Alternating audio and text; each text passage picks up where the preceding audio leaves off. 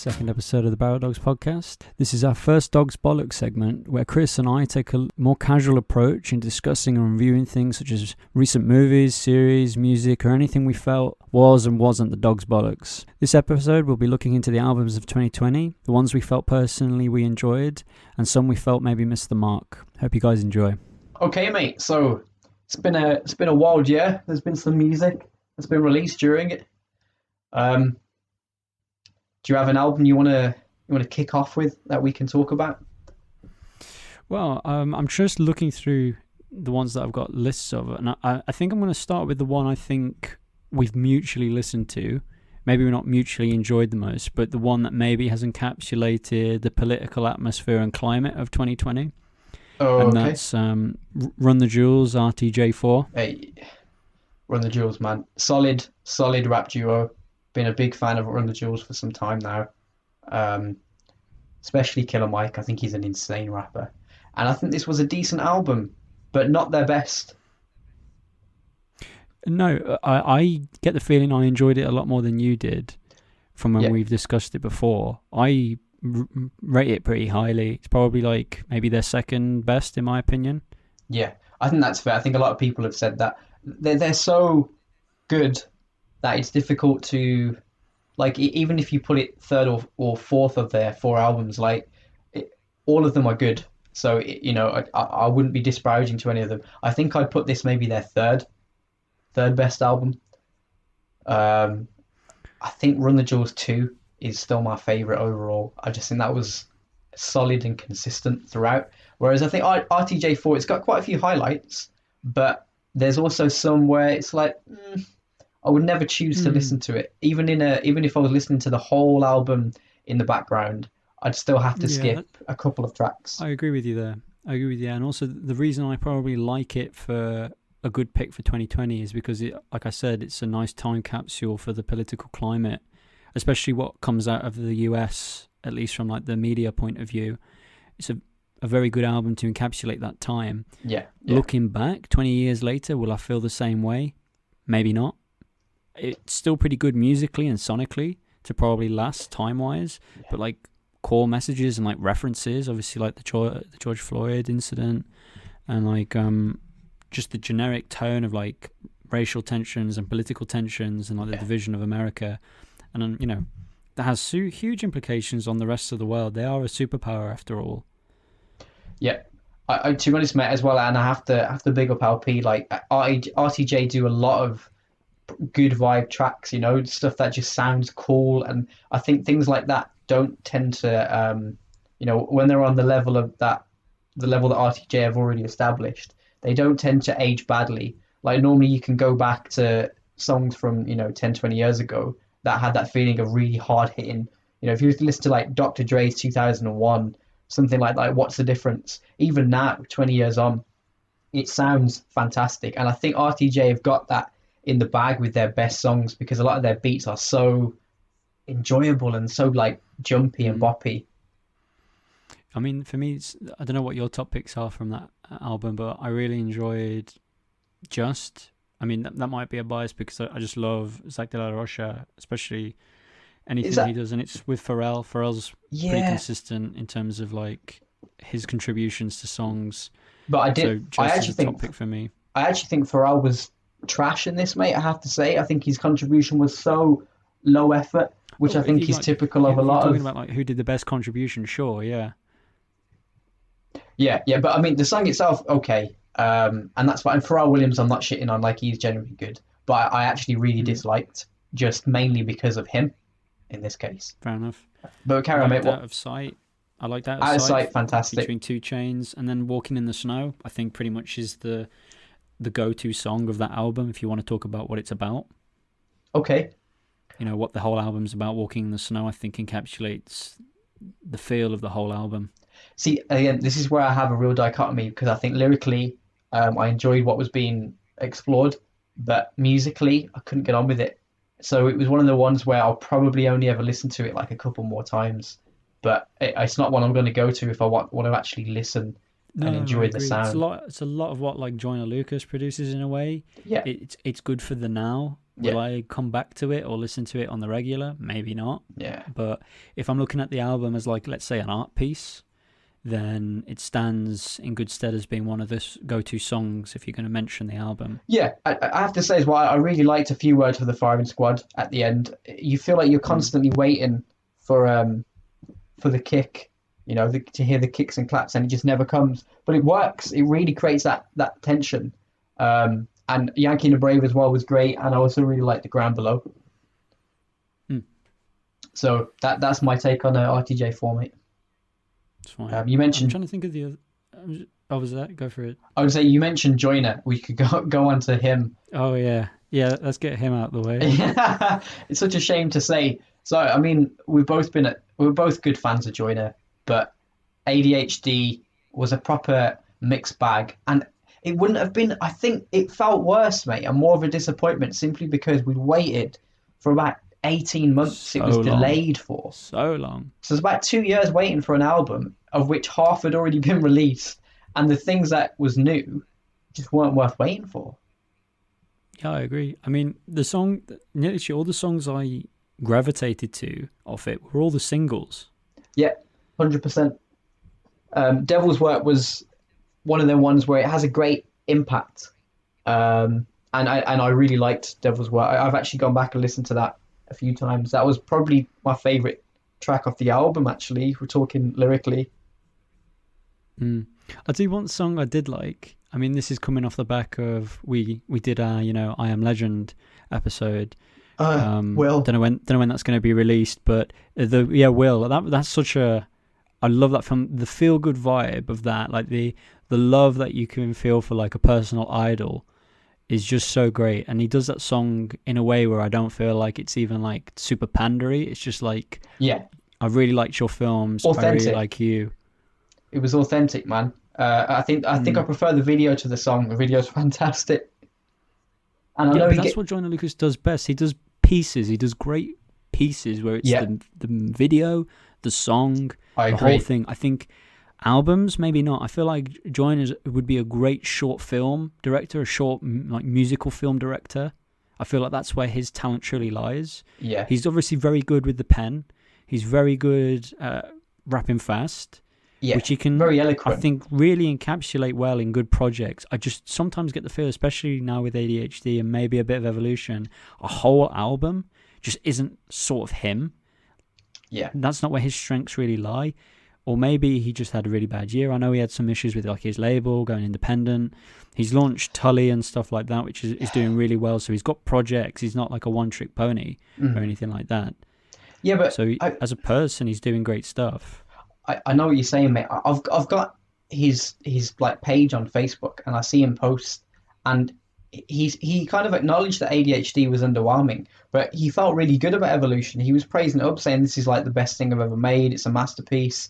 And I think when you see him saying stuff like that, like, and it doesn't add up, that's when, for me, I'm feeling like I'm not expecting any change anytime soon from him. It's going to be a case of, for every 10 songs, there's one fantastic piece, a couple that are decent, and the rest that I think from Evolution, I can't. This is the problem. This is probably a good example of why maybe I don't like Evolution that much. I can't remember a lot of it. No, but the one song I think I liked in terms of like just beat, and maybe because I only listened to it once, and it was the one that the beat I got a pretty good feeling from, was the Zim Zimmer one. Yeah, I can't even remember that. Yeah, well, maybe that's where we should leave it. I still look forward to some Joyner projects, but maybe we should just leave it at that. I just want to shout out 2 more songs. I did really like I Love. I think that's just a playful banger. Yeah.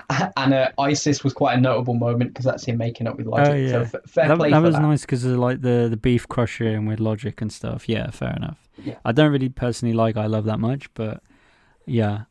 We saw that live, mate. We saw that live. Yeah, we did. Speaking of live, I think you listened to this album. I don't think you loved it as much as I did, but like the Denzel Curry album that came out in 2020, I really liked, and I saw him live last year. Unlocked for me, I think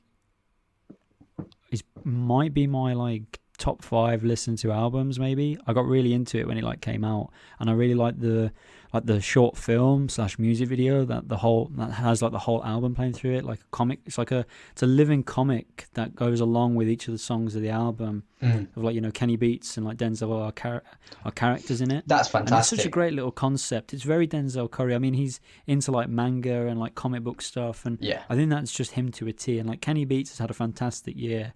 I mean, he did production for some of the other guys I'm going to mention on my top picks for this year as well. But like Kenny Beats has a great year, and the fact that like we got a Denzel Curry and Kenny Beats project with Unlock that for me killed nearly every song. There's not one song I would say is trash. There's some that are better than others. There's some that are pretty okay, and there are some for me that I really vibed with. Yeah, to be honest, mate, I have to say, the start, I don't know if it's the first or second track, but Take It Back, V2, Yeah, absolutely outstanding, man. First time I heard that, I was like, yo, this is brilliant. And there's moments that like Kenny Beats is doing his thing. Denzel Curry, like when he really hits the mark, it's so it's almost, I almost get the feelings that like when I listen to a Kanye track or a 50 Cent track, you know, like I think his vocal delivery is so iconic. And there's moments in Take It Back V2 which I thought were absolutely stunning. But unfortunately, mate, that was like a mountain with a really sharp cliff edge, and then the whole rest of the album I just felt it was quite experimental and I really didn't feel it. So I think this see, might be I'm our the biggest opposite. I disagreement. I felt it a lot more than you did. I feel because like some of the latter tracks are some of my favorite, like Cosmic and Pyro. I really loved. Yeah, Diet, which I think is a bit more in the middle, is I think him being his most lyrical, and I quite like yeah, those 3 songs the most, and they're towards sort of the end of the album. okay. And for me, the whole thing, I really would recommend it. I've recommended it to nearly everyone I know that likes Denzel Curry, and I think he's been the most consistent rapper of the sort of like the tens generation, like the 2010s. Yeah, yeah, Personally, every project that he's come out with, straight from off the bat with Imperial all the way up until this one, yeah. Taboo, you know, all at Zoo, they've all been really good, and he's just a consistent guy, man. Consistency, and he Yeah. delivers. I have He to was great say, live. I like his versatility. I like his energy at live shows, and yeah. I feel the energy in the albums. I'd love to go to an Unlocked like album tour. Mm. That would be great because I Cool, feel man. like it would be a fantastic show. It's nice to hear that you've like discovered him, mate, someone that you really like into, because it's great when that happens, man. Like it wasn't that long ago that I discovered Cruella, and I'm a big EDM, you know, dubstep fan. So it was well, like You I are. feel like they're fairly consistent. Um, but are you done Was with this Unlocked, by the the way? Zero? Was this the Zero album that Y- you mentioned Yeah, yeah, yeah, with yeah. Corella? But I Yeah, have to. I had to listen to it. I had to listen to it because obviously you put it on your list. Obviously, it's not my cup of tea, but even I will say that I didn't hate most of it, which is what I usually do with those types of things. So it must be doing something right. Well, one thing I want to say about it, mate, is like it was way slower and not dubstep oriented at all. It was like they took a more chill EDM route, which I haven't seen them do before. It's Um, probably why I liked it then. yeah, maybe because it's nothing like them. Well, no, it is a bit like them.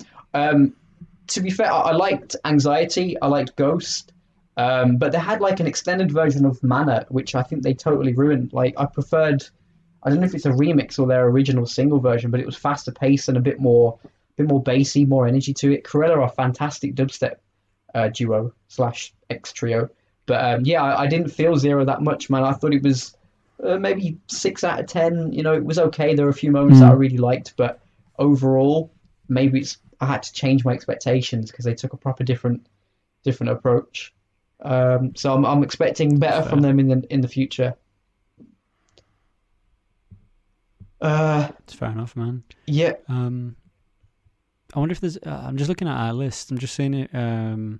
What the common ones? Oh, mate, the elephant in the room. There's one that we both listened to. It's your favorite.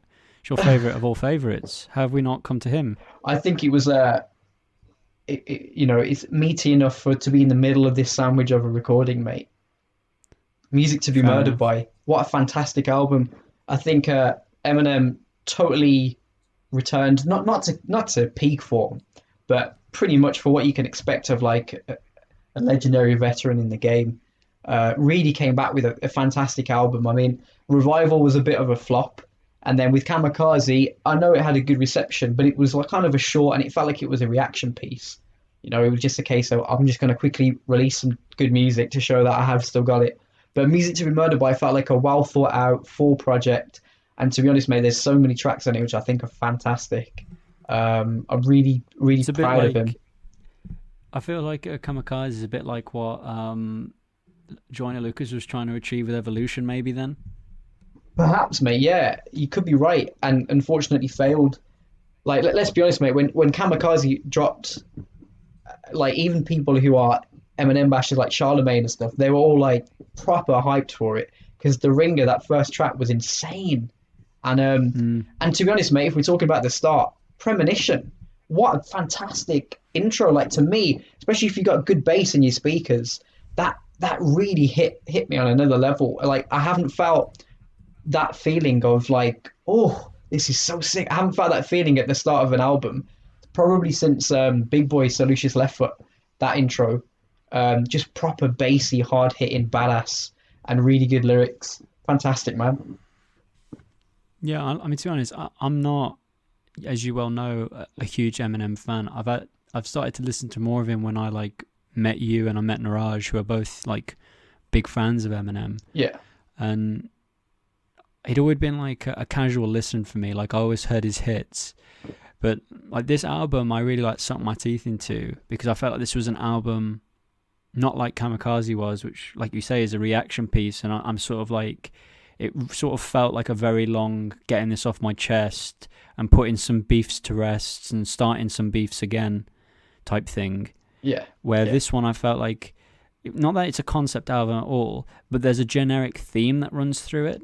yeah, And it's a theme that I found a lot more enjoyable. Obviously, the whole like Alfred Hitchcock like essence to it with like interludes from him. You got like, you know, Little Engine and like loads of songs that have got that Alfred Hitchcock undertone to them. And he's obviously a fan of Alfred Hitchcock. I'm a fan of some of Alfred Hitchcock's stuff. yeah, So I like that. This was an album I sunk my teeth into. There's some songs I don't really like. I can see that they would be liked by some people. But for me, I didn't like the one with Ed Sheeran. I really, yeah. I hated the one with really Ed Sheeran. didn't like Stepdad. I found it really whiny. But there were so many good ones on there. I know I didn't like Ya Ya Ya or Ya Ya when I first Oh, started. mate, what a You banger! What a convinced me it was banger! a much better song than I thought it was, and I agree with you. It's a lot better than I originally thought it was. But for me, the song that I think encapsulates the best thing about Eminem, and I listened to over and over again because of like the Yeah, depth to it, was Darkness. Because I feel like even though it's on an album, that's a bit like a Joyner Lucas type thing where it could yeah, stand alone as like a music video art piece yeah. type thing. Well, one thing I want to say about Darkness, mate, is I think conceptually,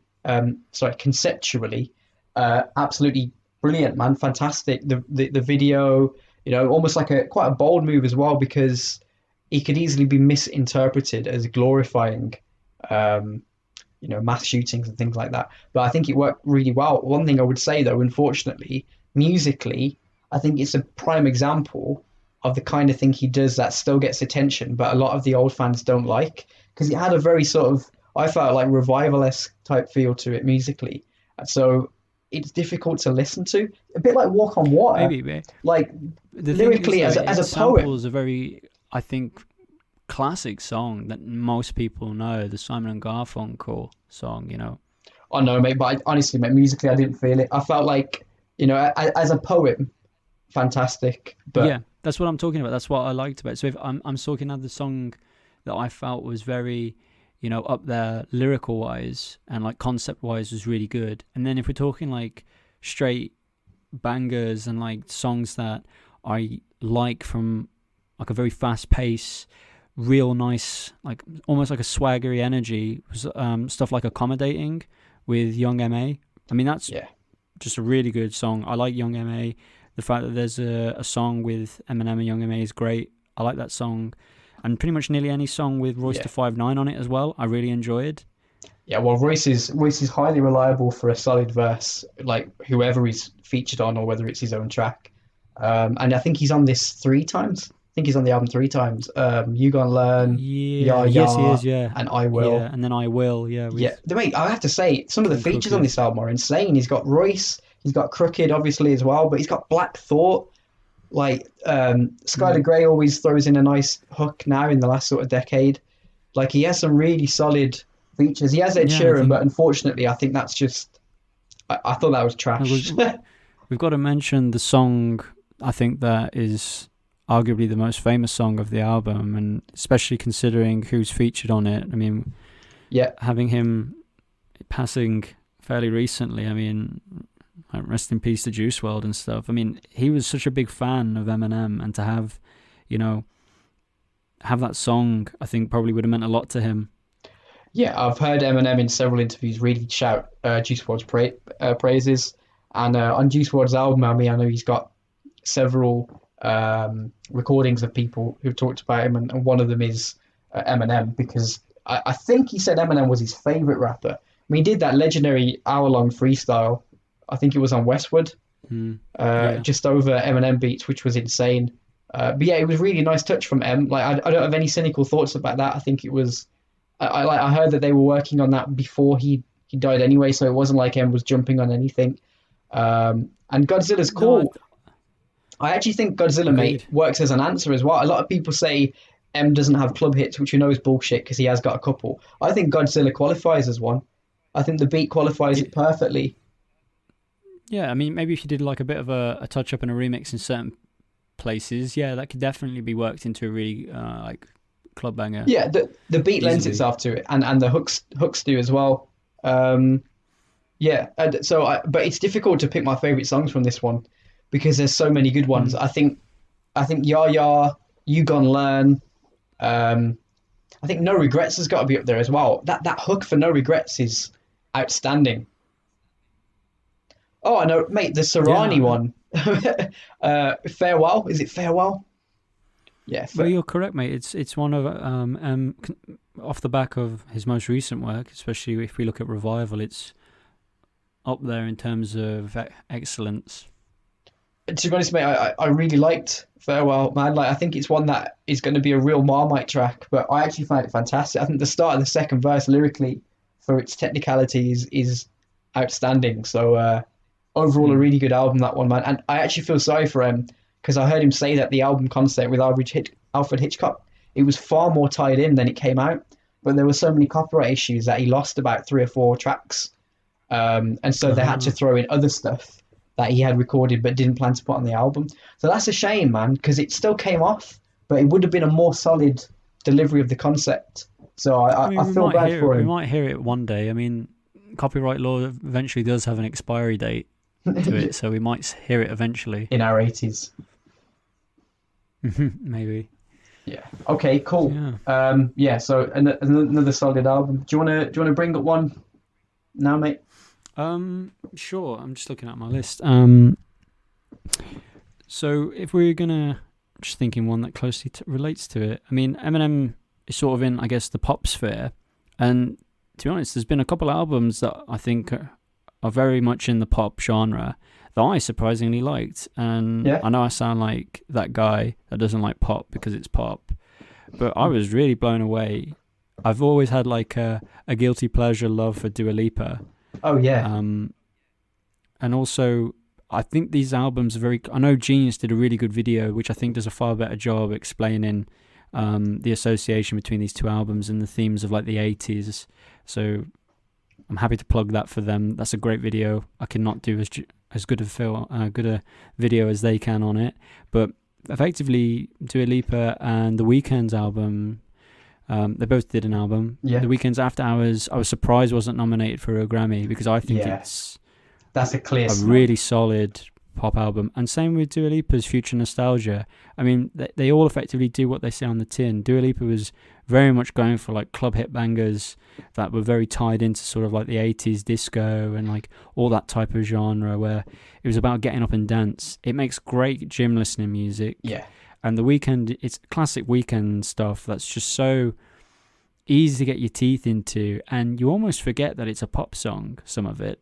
It touches on the oh so classic like pop I guess you call them like the pop core themes, you know, like love, love lost. But The Weeknd I associate with nothing more than, you know, his drugs and like women and stuff like that. And he touches on that in this album, his difficult relationships and like especially struggling with sobriety, how it's difficult staying sober.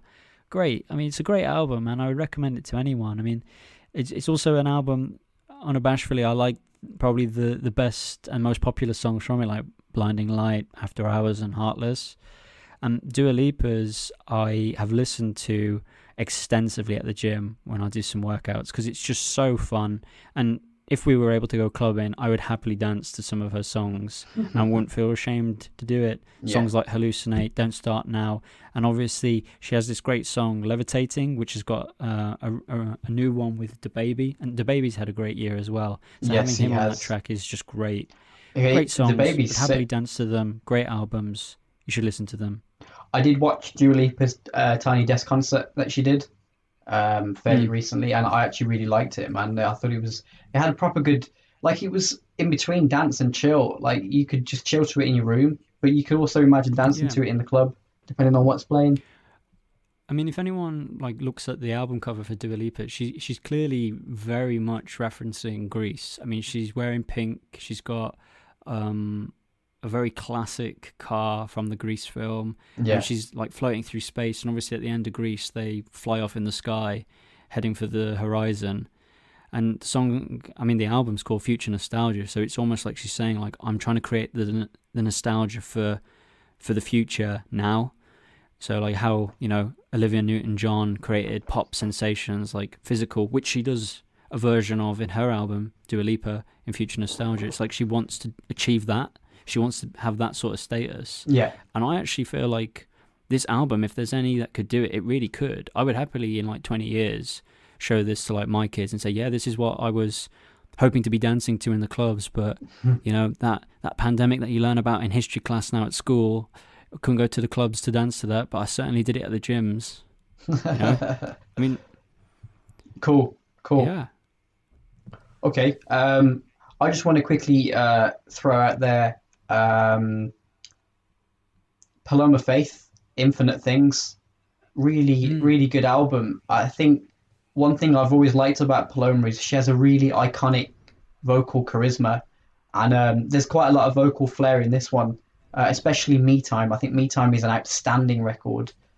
Lyrically, it's something that I haven't heard explored the way she does, and I like that she explores these kind of sort of nuanced experience of life.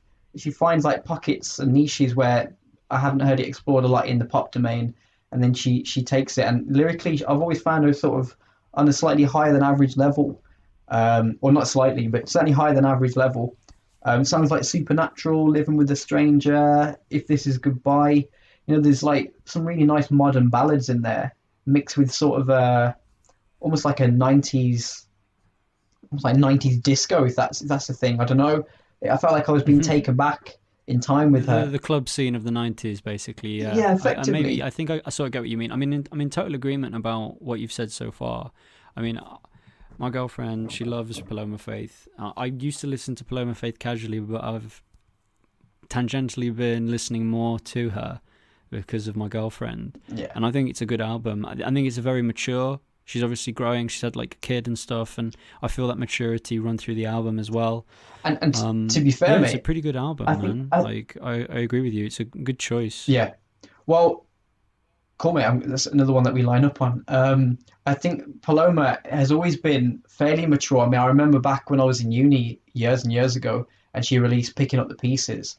Like the concept of that, mate, is fantastic. The fact, you know, the whole thing of like being with someone who has lost a partner, like they've died, and being empathetic to their loss, but at the same time saying, yeah, but you've got to move on, and there's only so much I could take, because if you're just gonna try and think of me as them, you know, like really a deep experience. And I think there's a few of those moments on Infinite Things, so I very much liked that album. I thought Paloma did a really good job. Yeah, I mean, I think I could be completely wrong here. I mean, maybe because I'm not a big Paloma Faith listener, but I feel like she's slightly underrated. But people who know her 100%. Obviously don't underrate her. But the average person, I think, especially maybe outside the UK, would definitely underrate her. Yeah, and I think I was really thrilled when she was on that Sigala track, Lullaby, because I think she absolutely smashes it. And I felt like that would give her some exposure that she deserves. Mm, So, fair. yeah, cracking track. Another one I just want to have a fleeting mention to is Kesha's High Road. Kesha, like, weird because she's always had, in my mind, this stigma of just being like a I don't know, trash club vocalist, but she's actually really good. Her last album was fantastic. This one I haven't explored a lot, but I really liked Birthday Suit. With like it's got kind of a funky retro video game beat, which was really cool. And she has so much emotion in her voice when she sings. Like when she actually sings and does a ballad, it's fantastic. High Road, from what I've seen so far, it wasn't as good as Rainbow, but I mean Rainbow was fantastic. But yeah, fair play to Kesha. I think she's underrated as well, although not as much as Paloma. Yeah, I'm gonna have to come clean. I didn't listen to it, mate. No, that's So that's fine. I wouldn't have expected you to. Um, just a fleeting mention. Is there another one you want to mention, bro? I've got quite a few, to be honest, mate. I mean, there's one that I'm just gonna mention briefly because there's about three or four that I want to go not too in depth, but I listened to a lot and was really looking forward to. But there's one because I got into my jazz a lot more in 2020, and I don't mean like sort of like the modern age, like Flying Lotus type jazz inspired stuff or jazz fusion, not like Kamasa Washington or anything like that. I'm talking like really core, sort of like fundamental jazz stuff, but a bit more modern. And there's one album that I came across. It was recommended to me by a friend who actually really is into jazz, like super Yeah, into jazz. yeah. And he recommended this to me. And I thought, as a whole, this album might not be for everyone's taste, but those who are jazz fans probably have watched it and that listened to it. And that's We Are Sent Here by History by Shabakar and the Ancestors. Great album. Maybe it's just because I'm into Cool. jazz at the moment, but I really liked it. But it's an album that you actually, I think, are better off listening as a whole. Like you couldn't just go into the album, click song 3, Yeah. and be like, oh yeah. I feel like you have to listen to it as a whole piece, start to Okay, finish. I mean, that's cool. some of the stuff that's there, it's like I'm almost getting a history lesson, man. There was so much richness to it. It was like a gorgeous like cake or something. It was just so beautiful. Mm, Um, I sounds haven't tasty. looked into it super deeply. I just purely listened to it, Mm. and I would recommend it highly for any jazz fans out there who may not have come across it. What kind of cake would you say it was, mate? I mean, I'm not really much of a cake eater, but it's just, I don't know what else I could describe the richness of it as. I mean, it was like a really rich, like chocolate fondant or like ganache sort of cake. Mm. It was just, but it wasn't like sickly. It was just enough for what I Mm. wanted. Kind So yeah. of, kind of hungry, mate. Mm. Cool. Okay. Um, I wanna quickly throw out then another one just to sort of get out of the way because it's one that I haven't listened to much, but he deserves a mention. That's Taris Riley.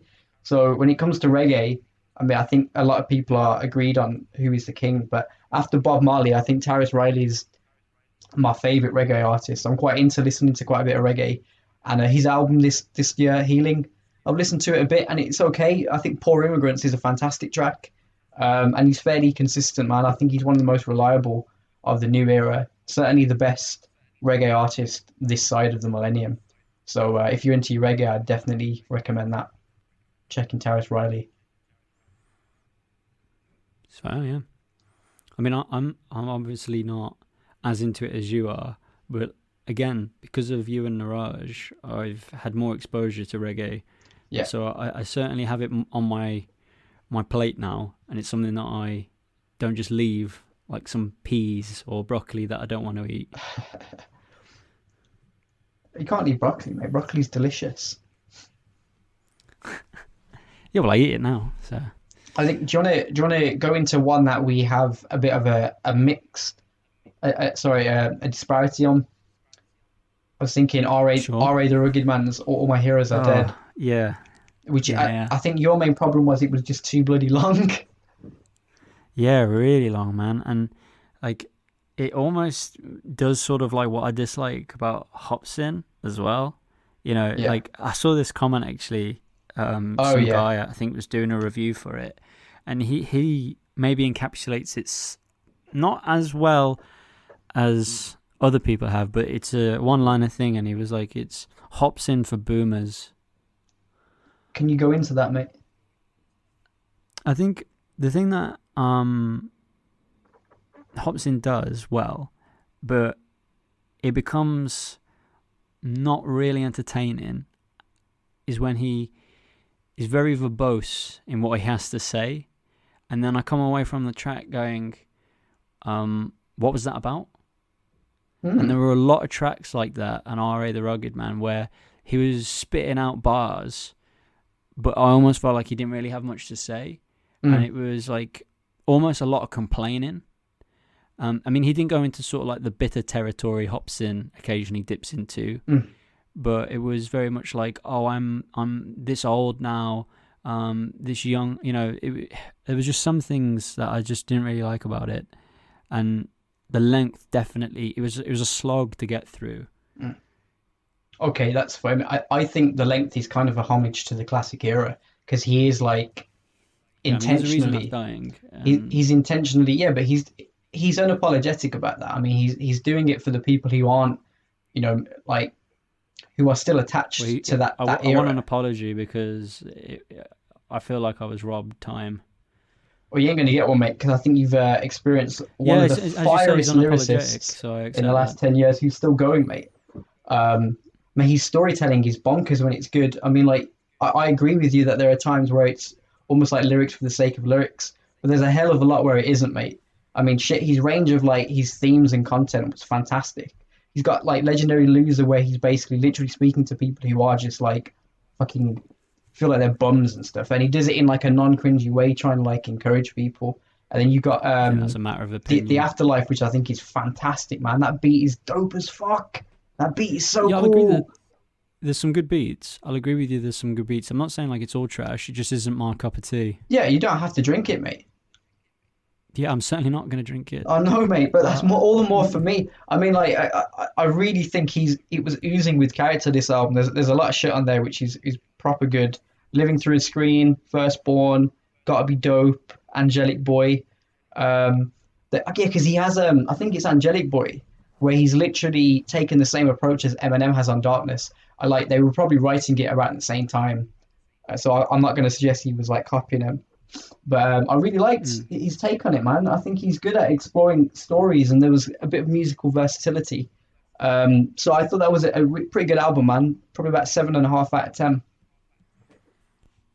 I think fair. I It's think quite he's high praise. I think he's one of few artists as well, mate. One of few rappers who like can do funny well. Like that's one of them things with the rappers who maybe some people find cringe. They can at least nail like humor, and like some of them don't. But I feel like R.A. I mean, he made me laugh a couple times in the album. So yeah, I think he does well on several fronts. Fair enough. Fair enough. Yeah. I'm just thinking of like there's maybe three albums that are I could arguably like tie together for all the same reasons. So there's three albums which I enjoyed and I listened to back to front. There are artists that I really like. That's Thundercat. Yeah. It Is What It Is. Tame Impala's latest project, The Slow Rush, and King Gizzard and the Wizard Lizard, KG. Oh yeah. Now, these are three albums that suffer the same fate, I guess, is that they're the victims of their own greatness. I mean, Thundercat, I love. I found him via To Pimp a Butterfly, because he's featured on there and he did some of the production with Flying Lotus on a few projects as well. They're quite tightly associated, Flying Lotus and Thundercat. I love both of those guys' work. Thundercat, I often find, is like you talking about R.A. the Rugged Man and can make you laugh. He makes me laugh, man. There's some songs as concepts you just think, what? There's a song that he's got called Dragon Ball Durag, and the lyrics in it they're just so charmingly not serious, but they make me come back for more, for like just that good feel that I get from it. And despite the silliness, when you actually listen to the album start to finish, which is the same sort of thing you get with Tame Impala, it slowly progresses into sort of like this jovial, delightful, sort of like feel good vibe to a bit more, I guess, not so much dark. I mean, it's not like it's super dark, but it's not like it's a very linear album. It slightly progresses into some more of like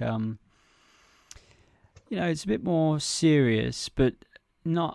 I don't know how to describe it. It makes sense to someone that like listens to Thundercat. It's serious, but it's not like I don't know, like Eminem's Darkness, where it's about a mass shooting or anything like that. It's like he's got some good songs towards the end, which I think encapsulate what the album is about. Like, it is what it is. You sort of have to like just accept that fate has sometimes dealt you a shit hand, and you just get on with it. Yeah. And he's got some good funny songs if that's what you're going for in there, but the whole album as a whole is quite broad. Unfortunately though, despite that, not one of his best albums, not probably even like his second best album. And it's the same with Tame Impala and a bit for King Gizzard and the Wizard Lizard. I mean, I liked the idea that Kevin Parker was going for with the Slow Rush. The album cover sums it up quite nicely, much like Dua Lipa's. It's got like this beautiful, like, I guess it's like graphically rendered picture of like a door and like a window where sand's like pouring through, and it's sort of like the name of the album sort of suggests, the slow rush of time, like the coursing sands of time. And he talks about loss of like a relative, and like how in life you have these losses and then you have these gains, like he just got married. So like touches on those really nice themes that are quite literal to modern day life and life in general, loss, gain. One door closes, another opens, but still the sand keeps on a coursing. Sadly, though, still doesn't, in my opinion, make me think this is the best he's done. In fact, when I listen to it, it just makes me want to listen to some of like the better albums I associate with Kevin Parker and Tame Impala, sort of like Lonerism and like Currents. Yeah. I'd still recommend it, and I'd recommend it to you, to be honest, Chris, because it's got that like high production value that I know that you'd appreciate. I'd be more than willing to. Was it Kevin Parker you said? Kevin Parker. I mean, Tame Impala. Yeah. So he's basically the way I would describe Kevin Parker to someone who hasn't. He's a one-man band machine. Like if he was a uni coursework, he'd be a group project where you do all the work. Where you're in a group project and no one does anything, and you're like formatting me, introduction me, main body me, results me. And everyone else did nothing. So you put your name down as doing all the work. So like if you read any of his projects, it's usually like writing, Kevin Parker, production, Kevin Parker, engineering, Kevin Parker, I really mixing, respect that. Kevin Parker, vocals, Kevin Parker. The man's a phenomenon, and he did it all from his like bedroom. To be when fair, he mate, first started. I think that is one way in which I have to admire Hobson as well. You mentioned him. Like, I think just to negate some of the negative that's thrown his way, he does pretty much everything as well. But I mean, whether it's good or bad, anyone who can do that is highly worth admiration, man. I'll give him that. I'll give Hobson that. Yeah, I admire his portfolio of talents that he brings to his projects. One thing I just sometimes don't like all the content. I'm happy to explore Kevin Parker, mate. Tame Impala, I did actually do on your recommendation. I had a little look in. I had to stop listening. Like, I'm not going to go into it now, but like, I did find it kind of garbage, mate. But I think it's just because it's not me. Like, I'm sure for its genre, it's probably very good, but I found it boring and not very captivating. So that might be one of the ways where we're a bit unaligned there, misaligned. Yeah, and that's just the nature of taste, isn't it, really? And I don't take it personally. No, I'm sure you don't take my criticism of R.A. the Rugged Man or Hobson personally. It's, as you say, down to taste. Nor is it meant personally, man. Yeah. No. I only have 2 more albums to mention, by the way, and then I'm done. That's fine. I've just got one last thing to say about King Gizzard and the Wizard Lizard. Sure. So these are an Australian band, much like Tame Impala. They're very much in sort of like the psychedelic rock, like the neo psychedelic rock scene. Yeah. They usually have great projects. I really love their thrash album that they did, Infest the Rat Nest. And unfortunately, coming off the back of that, and their very risk-taking move to do that. Not that it's a huge risk-take, because psychedelic rock has its foundations within metal music. I mean, metal music wouldn't exist without psychedelic rock and people like Jimi Hendrix. So I can see why they could make that progression. But to go from a thrash album to this, I mean, I love metal music, especially thrash, and to go to this again was great. But again, I always end up comparing it to some of their earlier work where they did more of the same. Still a good album, but again, they fall victim to their own greatness. And that's all I've really got to say. I would recommend highly KG, the album. Sound, mate. I'm excited to check it out. Um, Yeah. okay. Do you have one that you want to mention, mate, or shall I go? I've only got two more, but you go first, mate. I've already talked your ear off. All right, so I'm going to go with one which was a mixed bag, but one of my favorite artists of all time. I think I know. Tech Nine's Enter Yeah. Fear. Mm. So there's a handful of great tracks and great moments amidst what feels like filler. And I get the feeling with tech lately, it's certainly the last maybe 2 years, going from like Planet as well. And another album he's released, like a mini album, I think it's called Morphia. Like I love Tech Nine, I think he's insane, but it feels like the last 2 or 3 years, he just releases everything he makes. I don't think he's being an executive and like making lots of tracks but not releasing the ones that aren't that good. He just releases everything. And like now we're just getting like he's still churning out some really good hits, but it's also a lot of stuff which I just don't feel, and I find that I'm skipping more that I'm listening to. So that's a shame, Yeah, I agree. and it's a I mean, real you put shame. me on to Tech Nine, man, and I agree wholeheartedly with what you're saying. I always felt like Yeah, there's a lot of quantity with there's a lot of quality in there, but just the sheer quantity he produces, he does miss the mark. yeah, and I think it's weird because I mean he's one of the people who's been going for what 27 years now, 28 years, and Mm. throughout, like I could probably say there's at least, well, I know that there's at least 90 tracks that I really like. Probably at least 50 I'd say that I love. That's quite a lot for one artist. But in the last Mm. 3 or 4 years, probably maybe 10 max. The ones I will shout out are Succeed. I think, oh, that when he comes in with the beat, and it's fantastic, man. Question mark this, Feel So Sad, For Your Love, and B.I.B. I think they're all great tracks. And Tech Nine has this wonderful ability to, when he's chopping and rapping fast, he's not just rapping fast. His flow changes every 2 or 4 bars, and it's so, when he hits the mark and you've got it over a good beat and there's a good topic. I don't think anyone else does it better. I think he's the best rapper when it comes to rapping fast in a captivating way. People like Twister and Busta Rhymes really good as well, bring a lot of charisma, very eloquent. But I think Tech Nine is ultimately the king when it comes to that style, and he still delivered that in a few moments. But like I say, I think there's more to skip than listen to on Interfere. Yeah, I mean, I don't think I listened to the whole album if I'm honest. I wouldn't blame you, mate. Yeah, I don't think I got through it. I was the same with Planet. I actually there's a few songs on Planet I haven't listened to just because I found it a bit of a chore, and it's a shame because what I thought one was special effects. I think was 2015. That was a solid album, man. Had a really horror vibe, and so many tracks on there that I liked. A couple of funny skits. It had obviously his, famous feature with Eminem. He finally got M on a track, and that was a great moment for him. Uh, but yeah, since then, I'd say the last 3 years, still some good stuff, but there's a lot of stuff that isn't worth. His catalog is far better if you go back in time. Mm, Yeah. fair mate. Um. I mean, the last two I've got to talk about are probably the ones that I'm most biased about. Okay. Um, I'll go with the one that I'm the second most biased about, and that's Idols. Ah, yes. Their project. This is the other project that Kenny Beats had a hand in. He produced, I think, a song, Ah, or cool. he was involved in one of the songs. But that aside, man, I found like the Idols. I think 2017, whatever year Brutalism came out, their first album, and Yeah. I mean that album like had my curiosity. And then I think a year later, Joy as an act of resistance came out, and then they had my full undivided attention, man. Like that album Yeah. has made me. I mean, unless they bring out garbage in the next album after the one that they brought out this year, I'm potentially going to be a fan that will listen to their project the day it's released, and will tell anyone I can who doesn't know them to listen to them.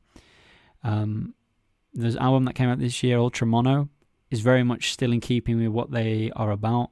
The very, very aggressive lyrics. Like, even though they don't classify themselves as a punk band, they're very post-punk-esque in sort of like their their approach to like instrumentation and like the whole like lefty spin on their lyrics and stuff. And what a lot of the other albums did that maybe Ultramono failed in was that I never feel like I'm being preached to. Well, Even that's though good. I feel a lot of left-wing music can be quite preachy if they go a bit too far.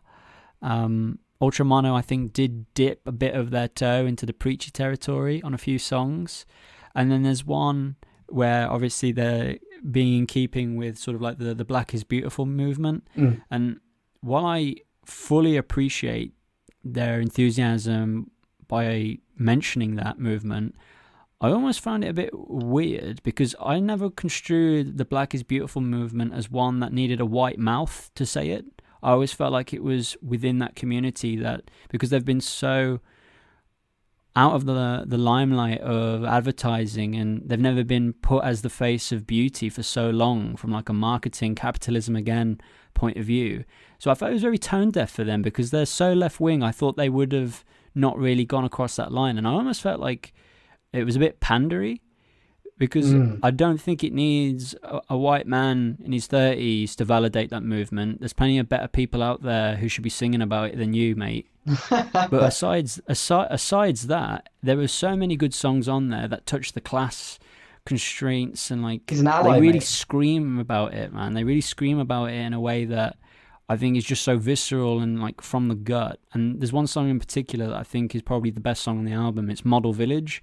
It almost veers on being funny as well. And I recommend that number one if anyone wants to go into the album straight away is listen to Model Village. Cool. Nice.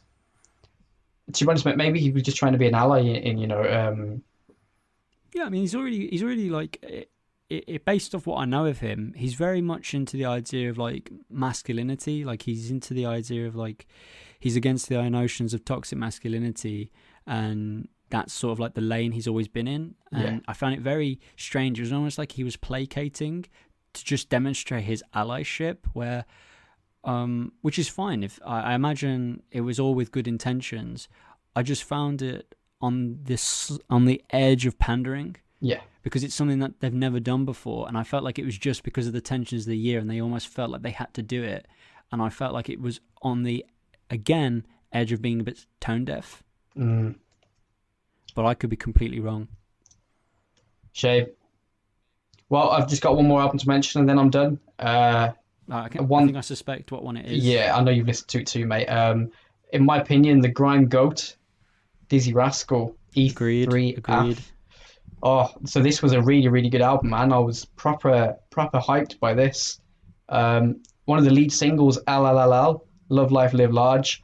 That was my third most listened track on Spotify. Dizzy did the beat for that, and I think it was fantastic, man. Really captured a vibe, really enjoyable lyrics, uplifting, classic Dizzy, sort of speaking on positive ways of living your life, and a nice feature from Chip. And some cracking songs on there, man. Don't Be Dumb with Ocean Wisdom was insane. That was like, proper energized trade-off of braggadocious bars and fast lyrics. Like the velocity of it was fantastic. And the charisma too.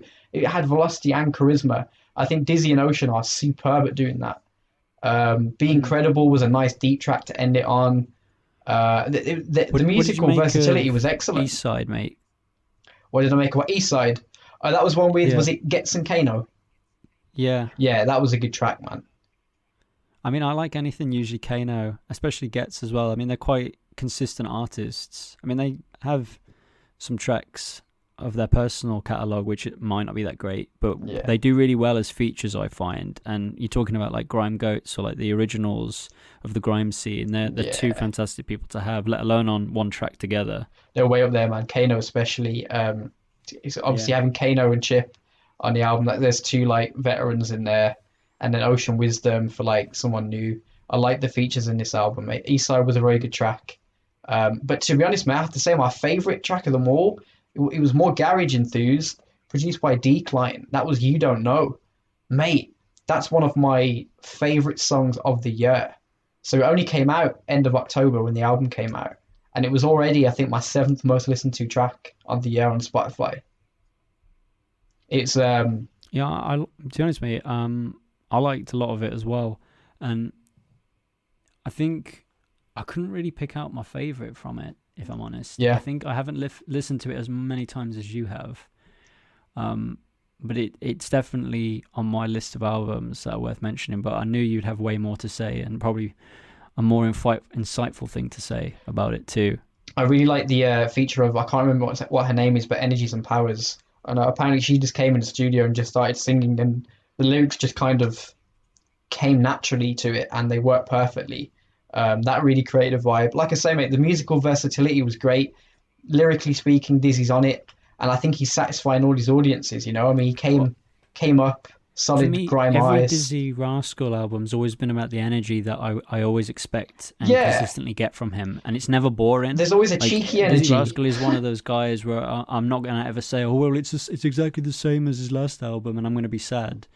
Um, it's the energy that I want. The themes and like the stuff he talks about can be different, but the energy is always pretty consistent, and I'm always excited when there's a new project by him because I know it's gonna get me energized. I think he's a versatile artist, mate. He's very well rounded. I mean, when it comes to rapping, he's explored many different avenues. You've got his signature flow oozing through a lot of these tracks, but I feel like he's gone on a journey. I mean, he came up and his first album is arguably still the Grime Bible. Um, and then since then, he started going more grime, and then he went up into like, pop and dance and stuff.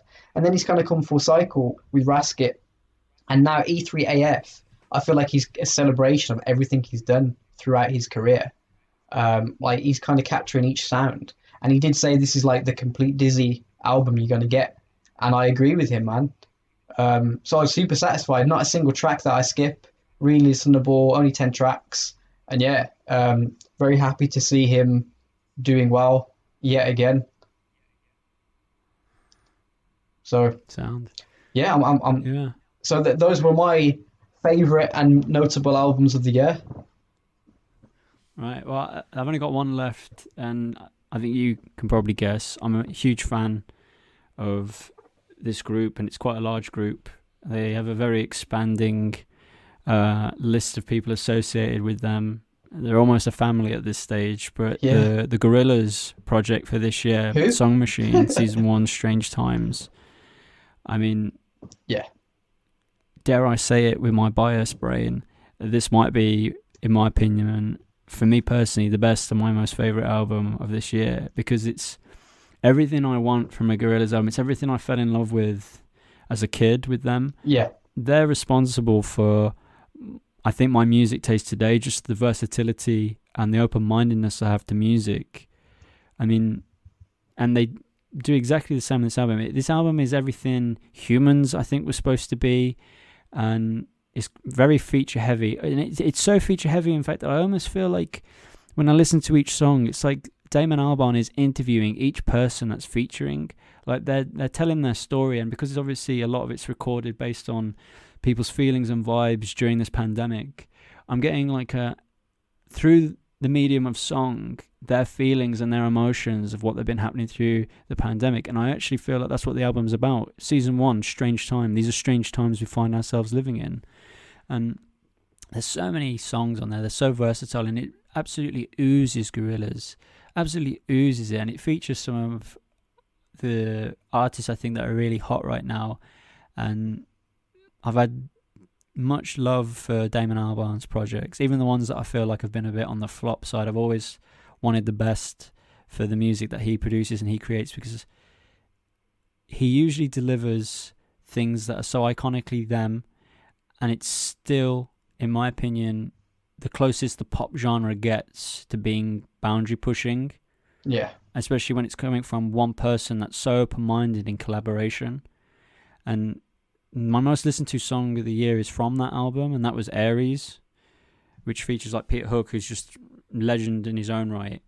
And I loved a lot of the songs on there. I mean, I don't really like a lot of like French music as a whole, but the song Désolé on there is fantastic. Momentary Bliss with Slow Tie.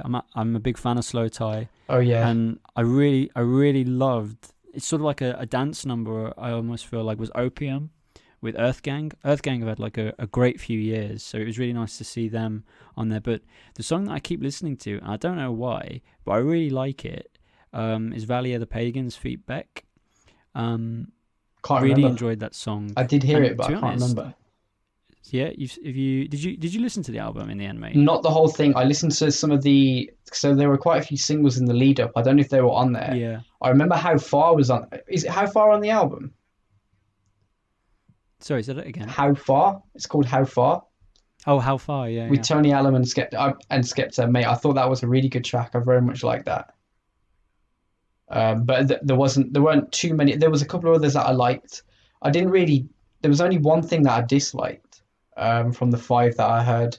But like I said, I only heard 5 tracks, mate. I know it was feature heavy as fuck. Like there's so many features on that album. I think every track has at least one feature, doesn't it?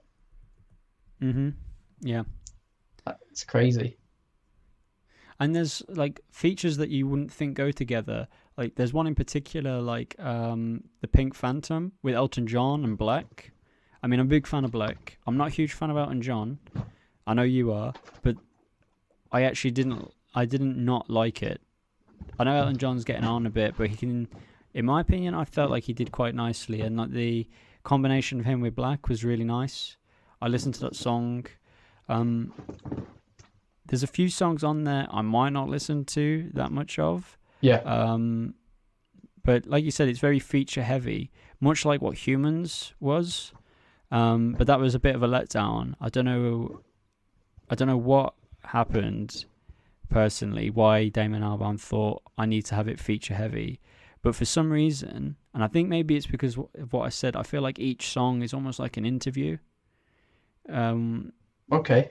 With the person it's featuring. Not all of them, but a lot of them, it's obviously got like people like Slow Tie, Earth Gang, Kano, Octavia. People are just contributing. Schoolboy Q on Pac-Man, that was quite a good song actually. They're all contributing their spin, and a lot of it I feel is speaking on the moment, which is arguably what RTJ4 was doing as well. But obviously I've got my bias, and I love Gorillaz as a band, as a concept, so that's why I put it as like my top pick. I like it, mate. I think just you mentioned something about moments. One thing I love about like Dizzy's E3AF is the fact that I think he always captures like an emotional or psychological moment with each track. Like he's exploring a feeling each time, and it's always different. Like it could be sadness, reflection, anger, energy, happiness. Like he's always capturing a moment in time and channeling that energy. So I really like it when artists do that. But you said that's your top pick. I think my top pick would still be Music to Be Murdered By, but very closely followed by E3AF. That's fair. Cool. I'm more than happy to end on that note, mate. I mean, I was saving Gorillaz for last because that was my top pick. Do you wanna? Yeah, I'll stop too.